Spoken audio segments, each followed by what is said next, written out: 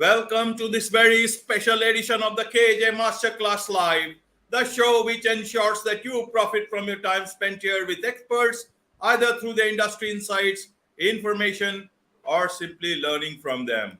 And today we have Colin Kingsmill, entrepreneur, coach, and founder of Colin Kingsmill Coaching, co-founder in whole human coaching, which coaches through the lens of today's complexities that old school models don't address, and a strategic advisor to the health, healing, and transformational platform Kaylo. And he's currently authoring a book titled Fearless: Crossing the Bridge from Fear to Bliss. Welcome to the show, Colin. Thank you so much, AJ. It's great to be here. Great to be here with your audience.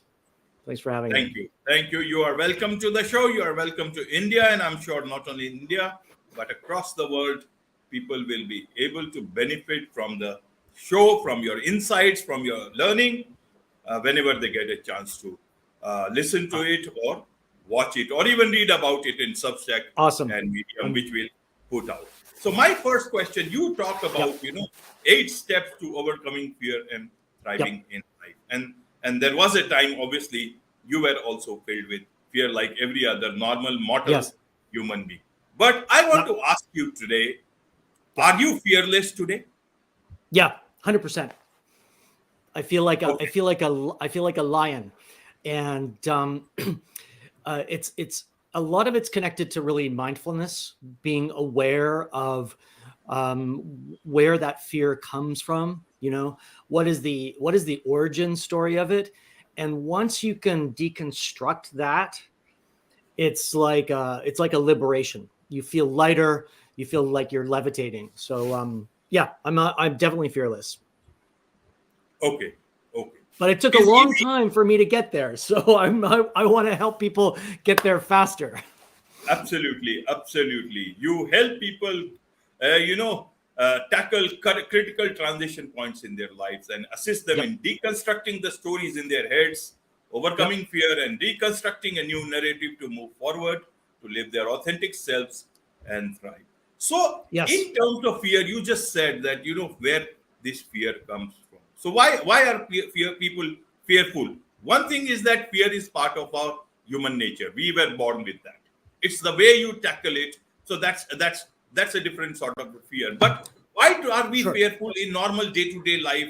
What is there to fear about, Colin? Yeah. So fear obviously is a very natural emotional response in our body, fear or flight, right? I mean, it's biological, it's evolutionary biology. That's why it's there. But I think we have, in the last sort of 70 years or so of modern world globalization, which we all know, we have layered on top of that so much complexity and so much conditioning that the fears that you and I are carrying today, or perhaps our listeners are carrying today, don't have to be there because they're not necessarily productive like they were when we had the fear or flight, response.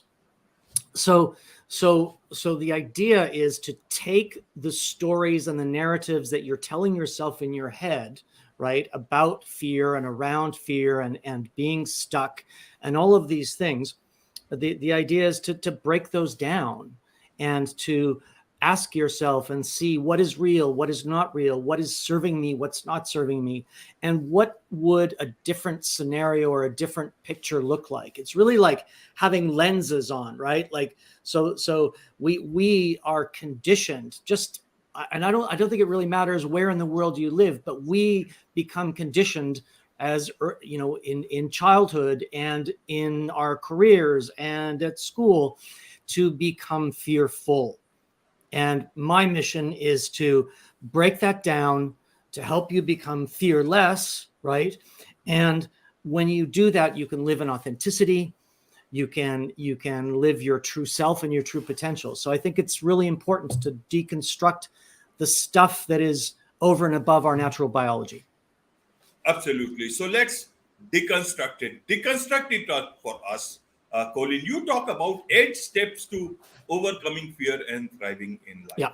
if you can share that for our audience, so that through this whole issue of fear and thriving can be dealt in the best manner possible. Yeah. So the first thing you want to do is remove as much as possible negative news. Okay. So negative media, whether it's social media, the news, or whatever, you want to put up a barrier, almost like kryptonite. Remember, in Superman, because the absorption of all of that has a very strong impact on you, on your subconscious, and you don't even know it. So my first step is remove negativity, block yourself from news, social media, anything that gets you down.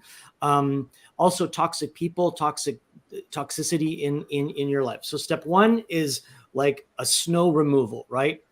Step two is listen to yourself, listen to your body. Okay. There is more and more evidence about the body, the heart, brain, gut connection, and how the body is always telling us a story. It's always telling us the truth. So step two is listen to your body, feel your body. What is your gut saying? What is your heart saying? What is your mind saying? Again, we get distracted so much and bombarded in this hyper novel society that we live in that we can forget to listen to this. Okay, so that's really step two. Step three is design a new future for you. Okay, so I'm a big proponent of vision boarding, of manifestation, of thoughts create reality. So step three is really show me a picture, design what it looks like, be the artist of your life, right? Not the victim, or not the don't let somebody else design your life, I guess, is really step three. And I've got, a vision board. I have 2 vision boards in my office here that I play with, and I put things up, whether it's home or professional or health or fitness or whatever. Design it, okay, so that you're in charge, so that you are not a kind of rudderless ship. You want to be in the shipping lane, in control of your ship, I guess, your journey. Then the fourth step would be to design new goals. And often when people do like a vision board, or they think of manifestation, they might think of something way in the future, okay, which is fine, but you've got to break that down into really clear steps and goals that are achievable, because you can't get from A to Z without going through the bits in the middle. And often people forget about that part, right? That's that's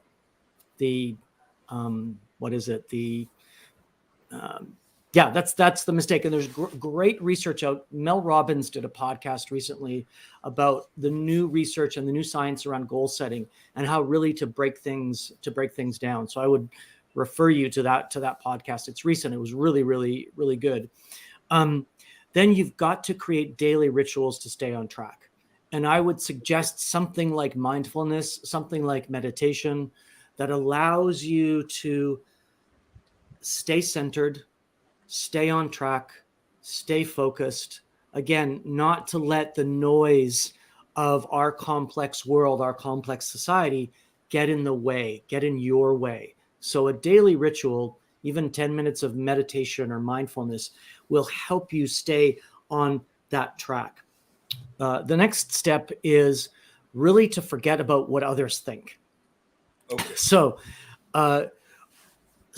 often in life, we are guided or driven or persuaded or pushed in certain directions because of friends, because of family, because of culture.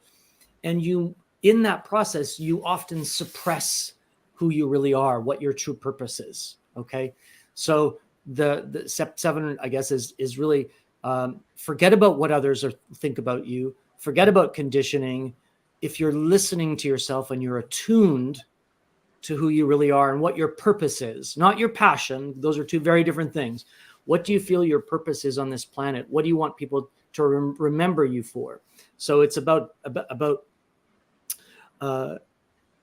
cutting off those sort of judgment ties. And the last thing is really forget about everything you've learned, because so often we get conditioned in our learning process, in our early childhood development, in our teenage years, and I remember me being a teenager. It was a while ago, but I had dreams. I wanted to be an architect, and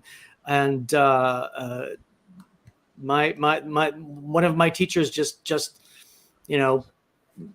told me I couldn't do it, told me my project was too ambitious, told me to forget it. So I gave that up for the rest of my life. I said, no, none of that.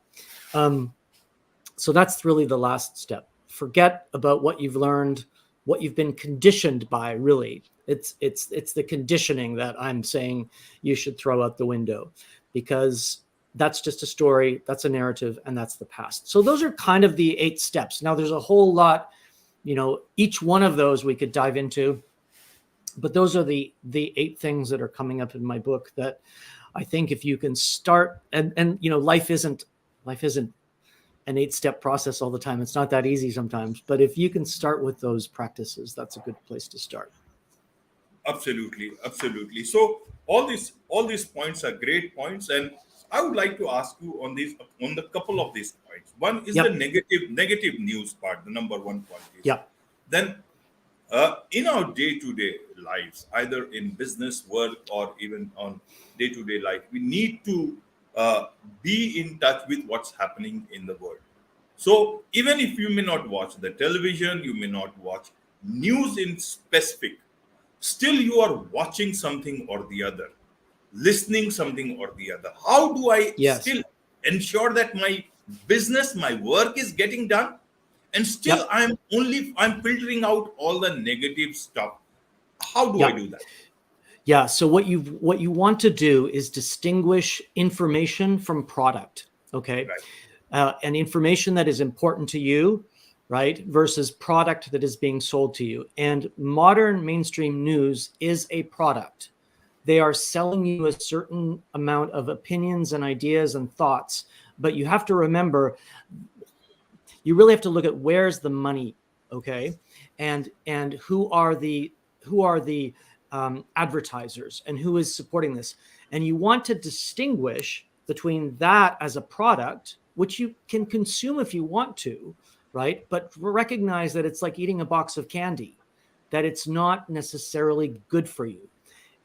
On the other side, if you want to be informed, there are now a plethora of sources and ways to get informed about your business. So I'm suggesting that you don't consume the news side, but dive into information and go straight to the sources. Go straight to the journals that are important for your profession. Go straight to the Substack authors or journalists that you want to follow.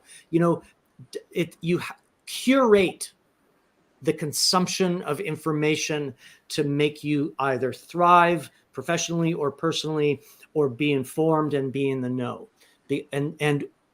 Years ago you couldn't do that. We couldn't do that, right? You had certain channels, and they gave you the news, and you thought that was it. Well, today there's so many ways to learn about your profession and to become a specialist and to become best in class.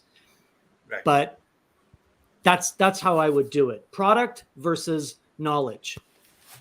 Perfect. And the last point, especially when you talk about, forget what you have learned, basically unlearn all that. Now, how easy is that? You can forget one particular tool, but to unlearn a lot of things. We have been told that you are the sum total of all the people, all the incidences, all the learnings that you have done all through the life. So what to learn and what to unlearn out of this? And second thing is, even the AI, artificial intelligence, learns from all the sources, and then it tends to become much more intelligent. So how do we continue to be intelligent by all the knowledge that we have acquired and still unlearn the unnecessary stuff? How do we do that? So that's you nailed it, right? Because the key there is awareness, right? So AI is going in and reading and looking and becoming aware, right?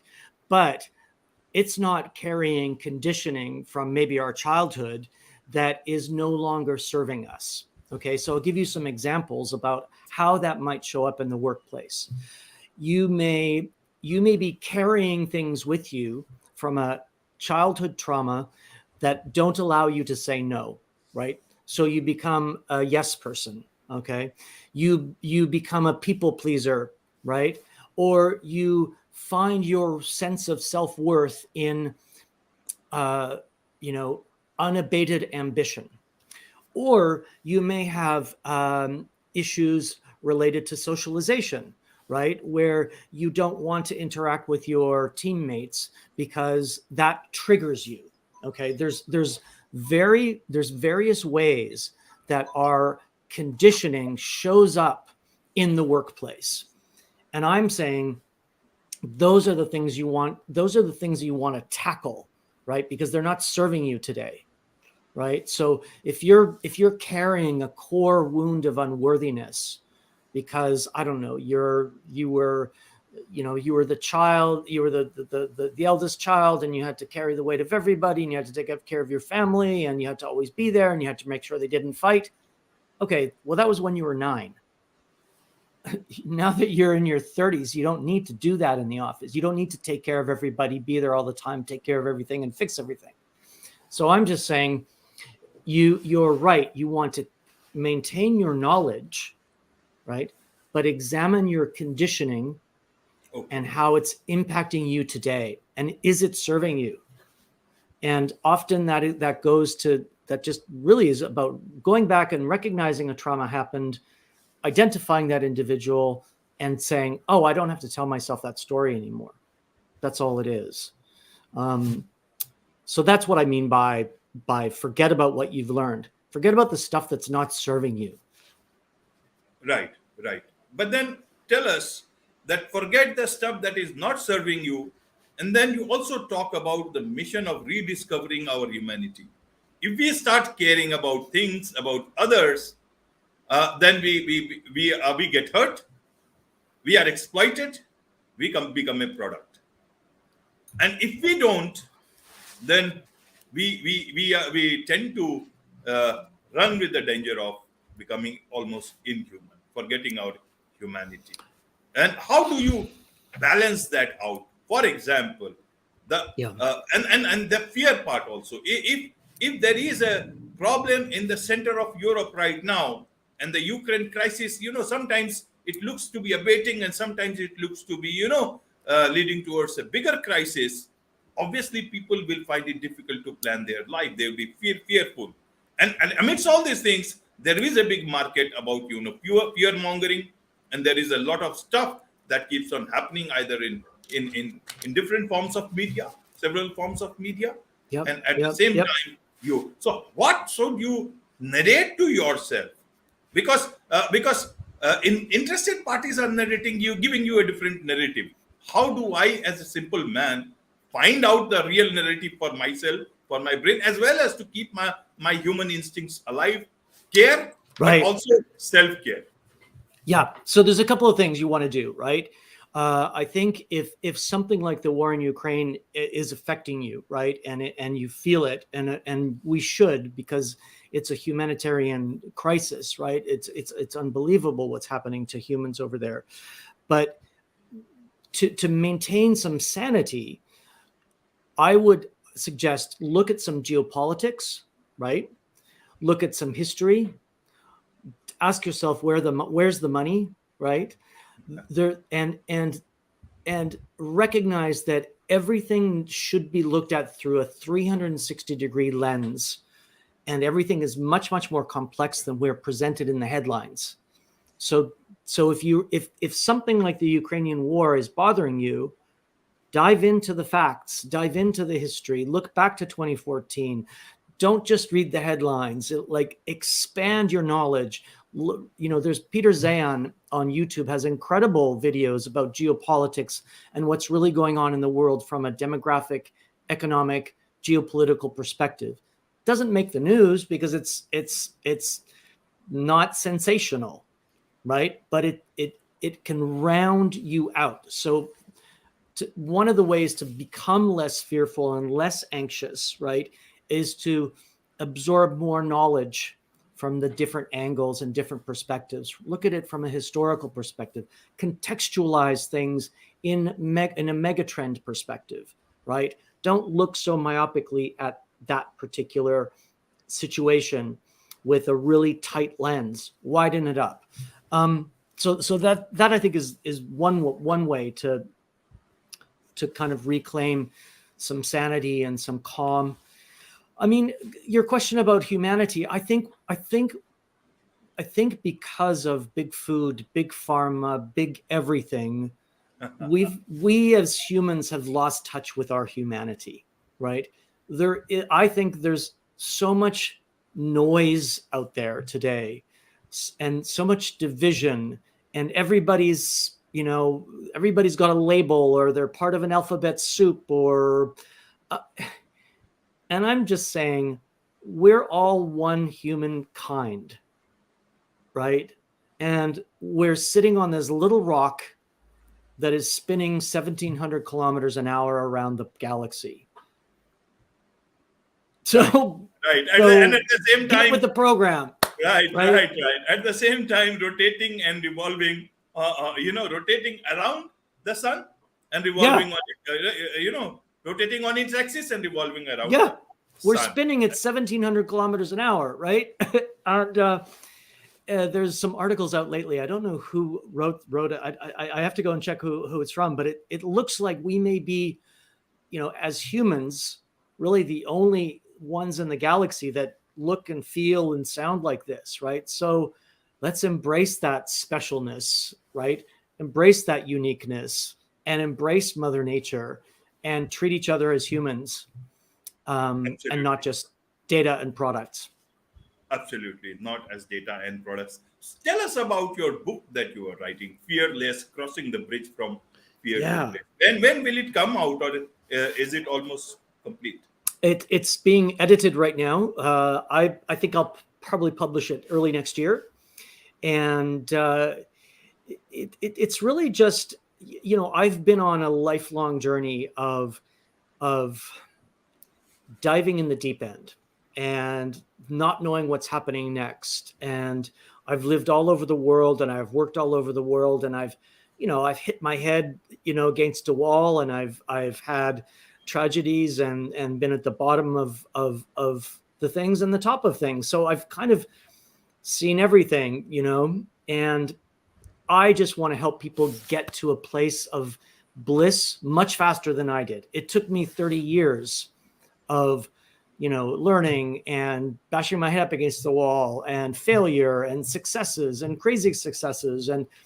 And I just want to take everything I've learned and serve people so that they can get to this destination and thrive much faster than I did. That's the whole point of the book. It's let's get you here faster than it took me. And if there's any lessons I can give you to get there, let's do it.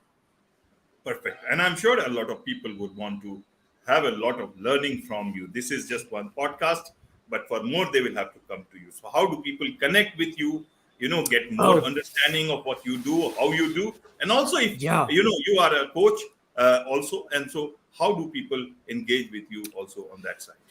Sure. The best thing to do is just to go onto my website. It's colinkingsmill.com. You can connect with me there. You can check out, reviews, and I've got my blog there and other podcasts. So I'm an open book on my website. And if you like what you see, you can book a call with me, and we can just have a conversation. Wonderful. That's wonderful. it.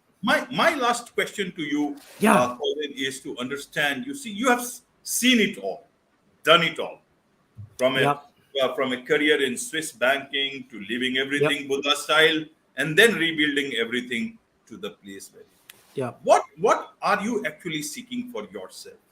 That you are in bliss, but there must be something that you must be seeking beyond this bliss. Yeah, I mean, my mission is really to help people rediscover their humanity. Okay, because we are living in a toxic society. a toxic world that, and you know, it's not hyperbole. All you have to do is look at the medical numbers in places like the United States with depression, anxiety, obesity, autoimmune disease. I mean, the list goes on and on. Childhood suicides, childhood harming. It's not right. It's not normal. So that's my mission now, is to, in any way I can, make an impact there. So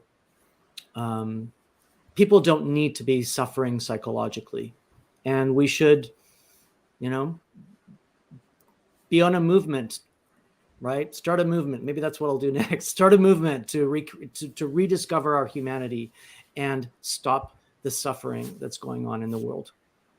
Stop the suffering in this world, especially on the psychological side. On Yeah. this note, Oh my gosh.